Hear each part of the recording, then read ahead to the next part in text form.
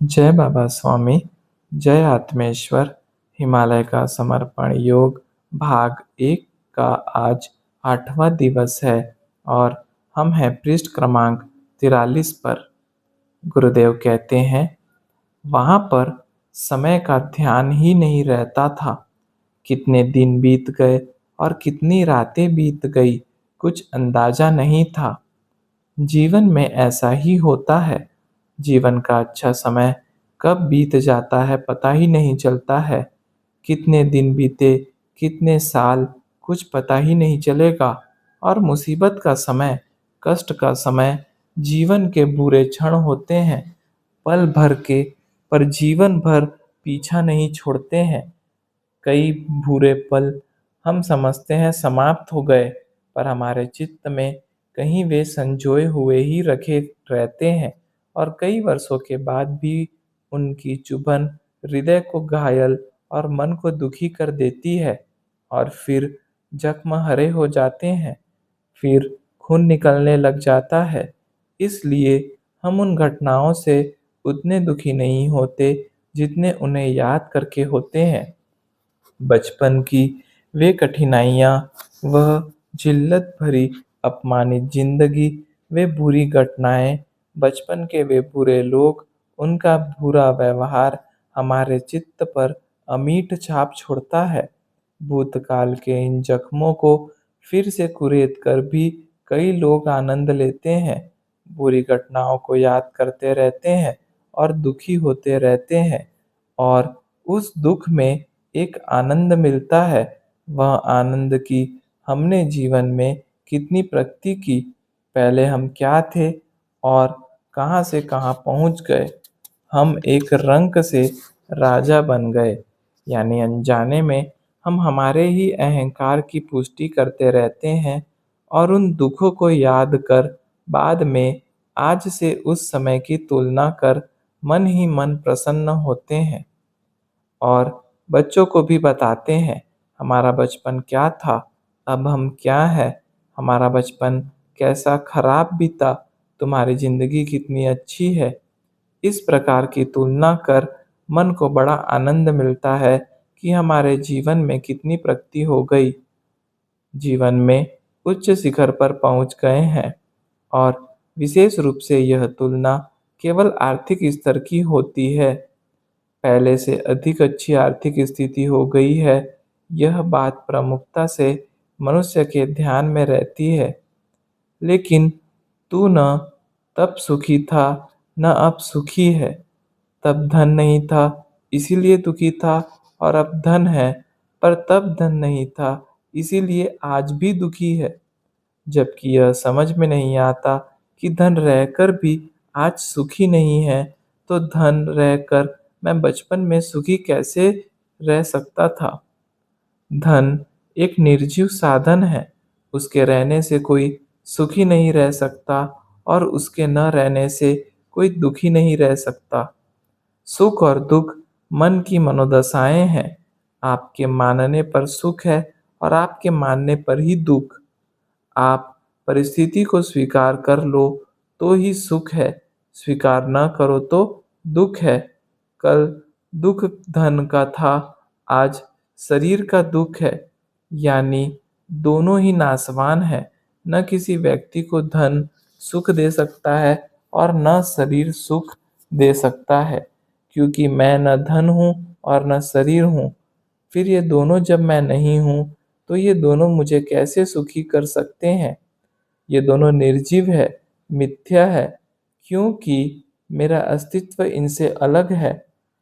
मैं जान गया हूँ कि मैं एक आत्मा हूँ, मैं शरीर और धन नहीं हूँ।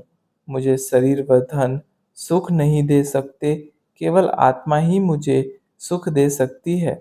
वही सच्चा सुख होगा, वह सुख आत्म सुख कहलाएगा। आत्मा का आनंद इकट्ठा करने में नहीं है, जोड़ने में नहीं है, जमा करने में नहीं है। आत्मा को आनंद सदैव बांटने में ही मिलता है। जमा किया हुआ धन शरीर को सुख दे सकता है, क्योंकि शरीर और धन दोनों नाशवान है। एक नाशवान दूसरे नाशवान को अवश्य सुखी कर सकता है।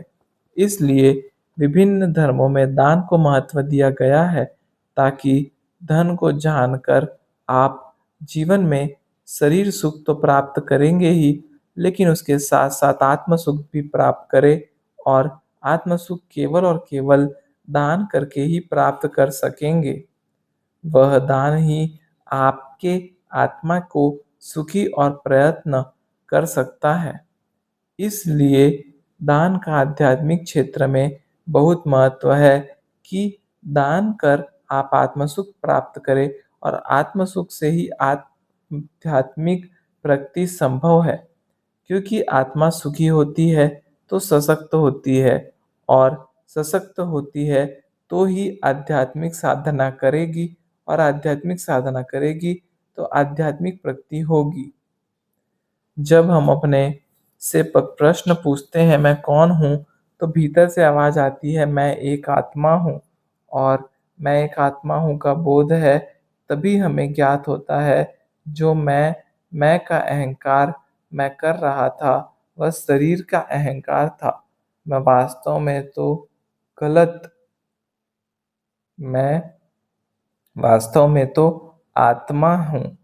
वह आत्मा जो है पर दिखती नहीं है, जो शरीर का संचालन करती है पर संचालन करते हुए दिखती नहीं है। आत्मा के सिवा इस शरीर का कोई अस्तित्व नहीं है। वह आत्मा अगर इस शरीर से निकल गई तो लोग उसे गाड़ कर आएंगे या जला देंगे और मृत शरीर को नष्ट कर देंगे। यह शरीर सब कुछ लगता है पर सब कुछ है नहीं, और जो सब कुछ है वह कुछ भी नहीं लगता है। यानी जो है वह है नहीं, और जो नहीं है वही सब कुछ है। हमारे शरीर से ही सारे आध्यात्म को समझा जा सकता है। इस प्रकार से समझ ले तो परमात्मा को जाना जा सकता है।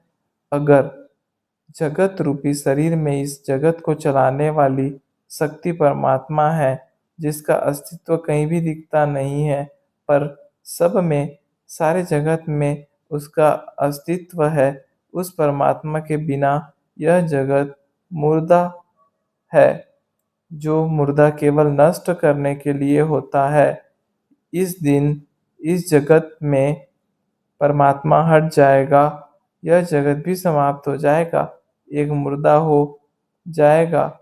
एक आस्था एक आत्मा को समझ लो तो परमात्मा का ज्ञान हो जाएगा। स्वयं के आत्मा के अस्तित्व को समझे बिना परमात्मा को जाना ही नहीं जा सकता है।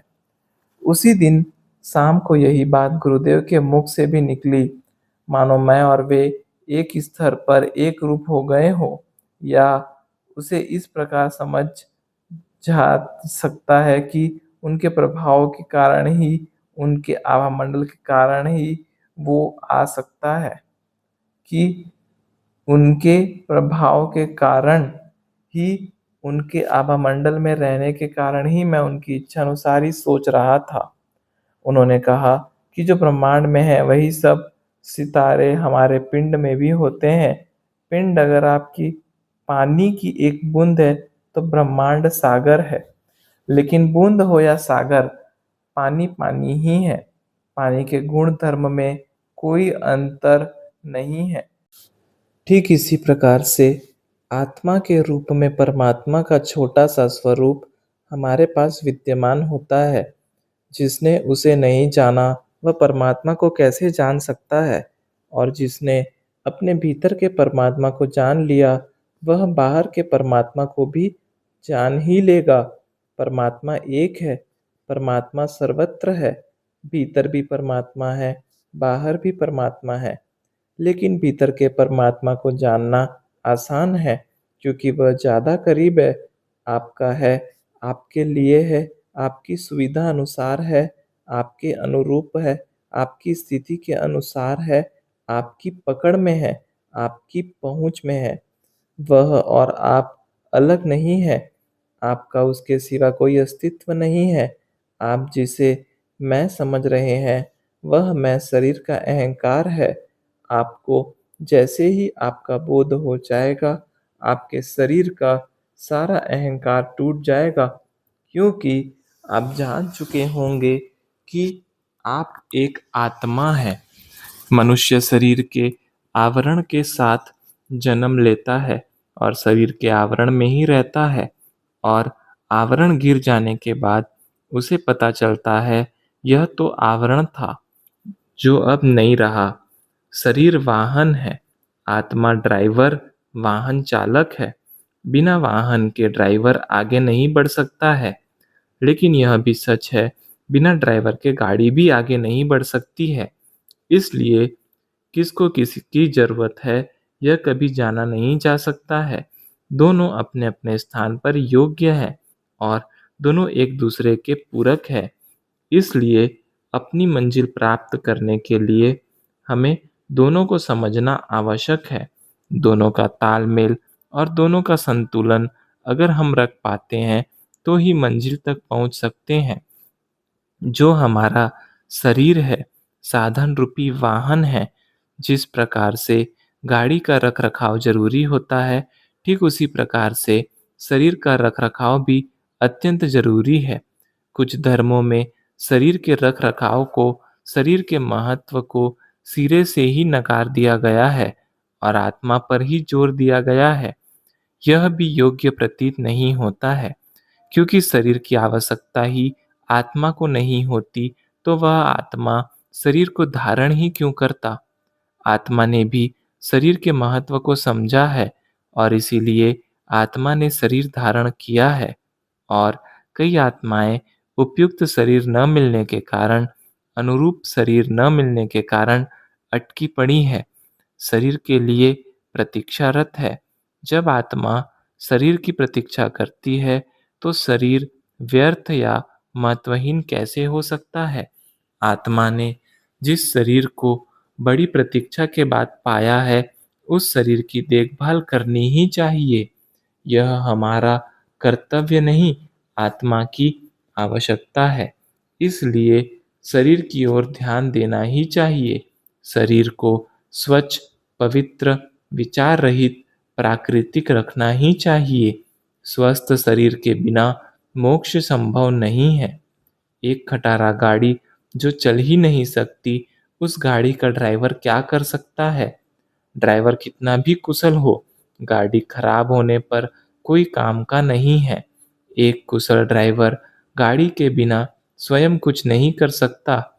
शरीर स्वस्थ नहीं है तो आत्मा रूपी ड्राइवर भी बेकार है, यह भी कोई काम का नहीं है। जिस प्रकार गाड़ी महत्वपूर्ण है, उसी प्रकार से ड्राइवर भी महत्वपूर्ण है। बिना ड्राइवर के गाड़ी दौड़ नहीं सकती। गाड़ी न चलने पर अटाला कचरा हो जाती है, गाड़ी भंगार में चली जाती है। ठीक इसी प्रकार जब शरीर में आत्मा ही नहीं है तो वह शरीर तो मुर्दा है, और मुर्दा किस काम का। थोड़े समय पश्चात तो वह मुर्दा बदबू देने लग जाएगा। कितना ही सुंदर शरीर हो, कितने ही प्रियजन का शरीर हो, मुर्दे के साथ कोई रहना पसंद नहीं करता। इसीलिए शरीर की कीमत केवल आत्मा के कारण है। आत्मा चले जाने पर शरीर को नष्ट कर दिया जाता है, यानी बिना आत्मा के शरीर बेकार है। कई धर्मों में शरीर को अधिक महत्व दिया गया है। शरीर के लिए दुनिया भर के नियम बनाए गए हैं। शरीर की पवित्रता पर अधिक जोर दिया गया है। यह भी अति है। हमें शरीर और आत्मा दोनों को समान महत्व देना चाहिए, दोनों को समान विकसित करना चाहिए, क्योंकि एक स्वच्छ व पवित्र शरीर में एक स्वच्छ और पवित्र आत्मा वास करती है। हमें शरीर के विकारों से बचने के लिए अपने आप को आत्मा समझना चाहिए। हमें शरीर में रहना है पर आत्मा बनकर रहना है। ऐसा बनकर अगर हम शरीर में रह सके तो हम इस शरीर के माध्यम से अपने जीवन में अपनी आत्मा को मोक्ष प्राप्ति तक अवश्य पहुंचा पाएंगे। और प्रत्येक आत्मा का अंतिम लक्ष्य मोक्ष पाना है। उसी के लिए आत्मा ने यह शरीर का आवरण ओढ़ा हुआ है। यह बात हमें सदैव याद रखनी चाहिए। एक दिन गुरुदेव मुझे बाहर पूर्व दिशा की ओर ले गए। उस ओर वह बड़ा जलप्रपात था। उस मुख्य जलप्रपात के आसपास बहुत से छोटे-छोटे जलप्रपात थे। वहां पर सुबह-सुबह खूब पक्षी जमा थे। सुबह का वातावरण होने से पक्षी खूब चहक रहे थे। विभिन्न पक्षी विभिन्न प्रकार की आवाजें निकाल रहे थे। गुरुदेव ने कहा, उस झाड़ पर देखो, वह चिड़ियों का समूह क्या बातें कर रहा है, समझने का प्रयास करो। मैंने देखा तो सैकड़ों की तादाद में वहां पर चिड़ियां जमा थी और वे बहुत जोर से आवाजें कर रही थी। गुरुदेव ने कहा, प्रथम तो वे शोरगुल बेकार में कर रही है, ऐसा सोचना छोड़ दो और यह सोचना शुरू करो, वे बेकार शोरगुल नहीं कर रही, वे कुछ बातें कर रही हैं जो मुझे समझ में नहीं आ रही, इसीलिए मुझे उनकी भाषा शोरगुल लग रही है। अब वे अपनी भाषा में क्या कह रही है, वह समझने का प्रयास करो। वे क्या आवाज निकालती है, उस पर एकाग्रता करो, तो मालूम होगा वे एक ही आवाज कई बार निकाल रही है। एक ही आवाज कई बार निकाल रही है, यानी कुछ कह रही है जो सुना नहीं जा रहा है, इसीलिए बार बार कहना पड़ रहा है। फिर बार बार क्या प्रसन्नता से कहती है या अप्रसन्नता से कहती है, यह अध्ययन करो। किसी एक विशिष्ट चिड़िया का अध्ययन करो, उसके हाव भाव का अध्ययन करो, उसके ऑरा का अध्ययन करो। वह जब बोलती है तब उसके आभामंडल पर होने वाले प्रभावों का अध्ययन करो, तो उसके आभामंडल से समझोगे कि वह क्या कह रही है। देखो, ऊपर की डाल पर बैठी वह चिड़िया बड़े जोर से कुछ कह रही है।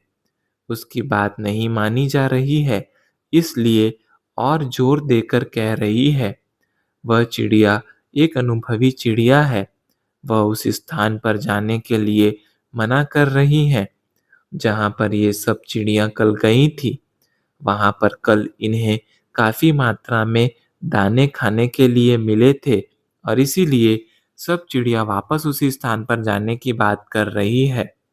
यह अनुभवी चिड़िया इसका विरोध कर रही है। वह कह रही है, पिछले 8 दिनों से हम उसी स्थान पर जा रहे हैं। उस स्थान पर दाने सुरक्षित है, वहाँ पर कभी भी जाकर प्राप्त कर सकते हैं। वह हमारा एक प्रकार का सुरक्षित भंडार है। हमें उस सुरक्षित भंडार को समाप्त नहीं करना चाहिए। हमें उसे हमारी आपातकालीन स्थिति के लिए सुरक्षित रखना चाहिए। हमें आज नए स्थानों की खोज करनी चाहिए। अब वर्षा ऋतु आने वाली है। उस समय वह दाने का भंडार पास में होने के कारण उपयुक्त होगा, इसीलिए उसे सुरक्षित रखना चाहिए। इस बात को बाकी चिड़ियाँ जो कम अनुभवी है नहीं मान रही हैं, इसीलिए अनुभवी चिड़िया वह बात बार बार कह रही है और उनमें बहस चल रही है, आज दाना चुगने किस दिशा में जाया जाए। अंत में वह अनुभवी चिड़िया अपनी बात बाकी चिड़ियों को समझाने में सफल रही और इसीलिए सफल रही क्योंकि उसने अपने अनुभव के साथ उम्र का भी जोर दिया। उसने कहा, मैं तुम सब में उम्र में बड़ी हूँ, इसीलिए मेरी उम्र के अनुभव का ध्यान रखना जाना चाहिए। वास्तव में वह सब में सबसे बड़ी थी और सब ने उसकी उम्र को सम्मान देते हुए उसकी बात मानने का निर्णय लिया था और बाद में सब चिड़िया उसकी बात मानकर एक साथ समूह में झुंड बनाकर आकाश में उस दिशा में चल दी जिस दिशा में वह अनुभवी चिड़िया लेकर जा रही थी। गुरुदेव ने आगे कहा कि किसी भाषा को सीखना हो तो पहले उसका अध्ययन करो, उस भाषा से आत्मीय संबंध निर्माण करो, तो ही किसी भी भाषा को सीखा जा सकता है। हम किसी भी भाषा को शोरगुल समझेंगे, हल्की समझेंगे, अपमानित करेंगे, तो पशु पक्षियों की भाषा तो क्या, मनुष्य की भाषाएं भी नहीं सीख सकते हैं। पशु पक्षियों की भाषा में शब्द नहीं होते हैं क्योंकि उन्हें शब्द का ज्ञान नहीं होता है। उनकी भाषा में एक विशिष्ट वाक्य के लिए विशिष्ट आवाज होती है और विशेष आवाज़ के माध्यम से वे अपनी बात कहते और समझते हैं। जय बाबा स्वामी, जय आत्मेश्वर।